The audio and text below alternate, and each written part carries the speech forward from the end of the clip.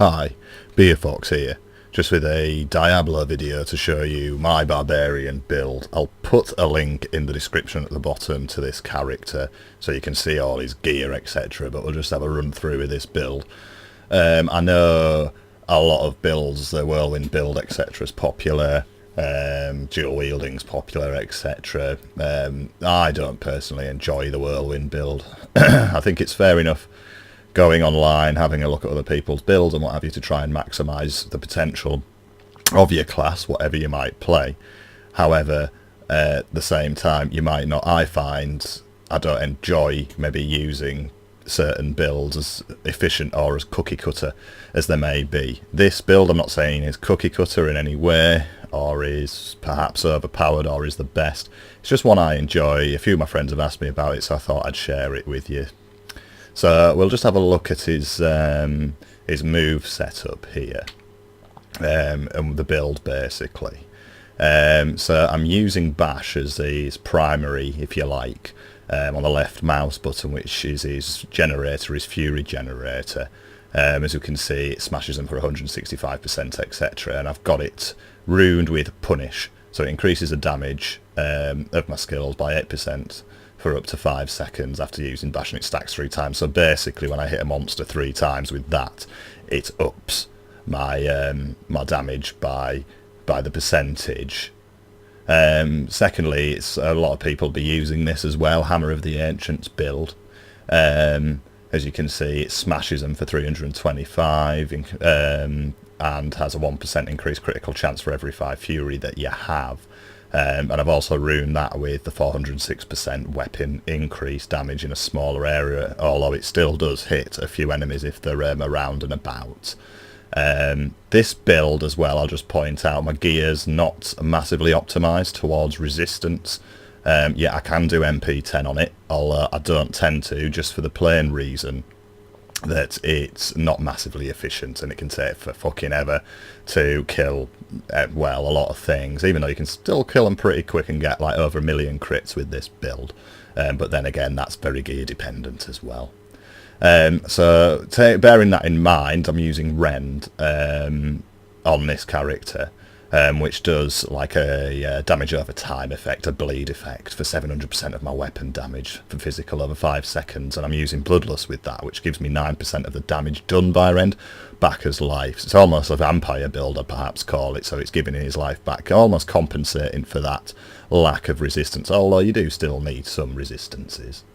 Warcry, because of the lack of resistance, I've just pointed out there, even though it's been nerfed a fair few patches back, quite heavily nerfed in fact, still gives me 20% armour and 20% more resistances. Obviously that'll only get better over time. I'm not saying you have to use this. If I got better gear, I maybe wouldn't have to use it, and I could put something else in there. I'm not saying you have to use any of these moves, just give you an idea of what I use, and perhaps you might want to use a similar build, but just swap things out for yourself, and just so you're comfortable with it. Then the next one we've got is Battle Rage, so basically a passive. He enters the rage, increases his damage for 15% critical hit chance by 3 for 120 seconds, and I've got that runed into the fray, so while I'm under effects of Battle Rage, critical hits have a chance to generate 15 additional Fury. This is important for this build in the respect of the Wrath of the Berserker, because as you can see with the Wrath of the Berserker, I'm using the ever popular Thrive on Chaos rune. So every 25 Fury gained whilst Wrath of the Berserker is active adds another second duration to the effect. So basically, Into the Fray has got like the chance to give me the 15 additional Fury when I crit, so I get that back, so I could crit with anything and get like the 15 Fury 30, you know, get it a couple of times, and that'll give that another second. Really good against bosses and longer fights, obviously good against masses of enemies, and you can tend to spam Hammer of the Ancients quite a lot if you get lucky with your crits. We'll just look at the passives now. So speaking of that and the crits, Ruthless, my crit damage is increased by 5% and my crit hit damage by 50. Weapons Master, I'm using an axe, I'm using Scorn. Yes, cheap, I know, but I am. I'm using a score, not the best one in the world, I'll show you in a minute. Mace's stroke axe is 10% critical hit chance. That's pretty high, so that's handy for that. And again, because of my lack of resistances, and you don't have to use these passives, depending, I mean, for weapons master you might have a sword, for example. So anyway, bloodthirst, so 3% of my damage is done, again, sorry, 3% of all damage back as life. And as you can see, my life pool isn't massive, it's under the 42k or whatever people kind of tend to recommend. But if we look as well, and my items, like I say, I'll link the this character in the description below. You'll be able to have a good look at my items if you so wish. But barbarians, being as overpowered as they are, being the only ones that get the mighty belts that have a chance to get damage back on life. So, and I've also got this immortal King's tribal binding that increases my bash damage as well with resistances on.